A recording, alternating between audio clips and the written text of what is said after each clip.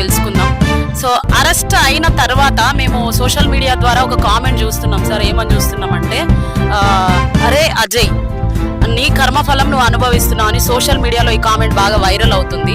So ఇవన్నీ చూసుకున్నట్టయితే రాత్రి నుండి ఇది కుట్రపూరితంగానే జరుగుతుంది అంటారా, లేదంటే మీకు అన్ని ఇన్ఫర్మేషన్స్ ఏమైనా ఇచ్చారు? ఇది 100% కుట్రపూరితంగా జరుగుతుంది.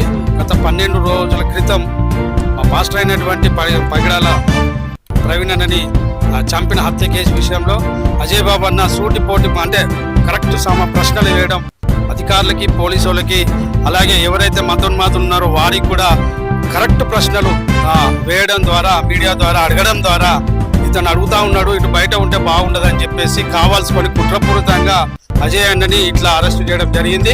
గత 3 రోజుల క్రితం అజయ్ అన్నని టార్గెట్ చేస్తున్నటువంటి మతోన్మాదుల మీద అజయ్ అన్న ఖమ్మంలో కూడా కేసు పెట్టడం జరిగింది. కానీ వాళ్ళ మీద ఎటువంటి చర్యలు తీసుకోకుండా కావాల్సుకొని అజయ్ అన్నని ఈరోజు శ్రీరామ నవమి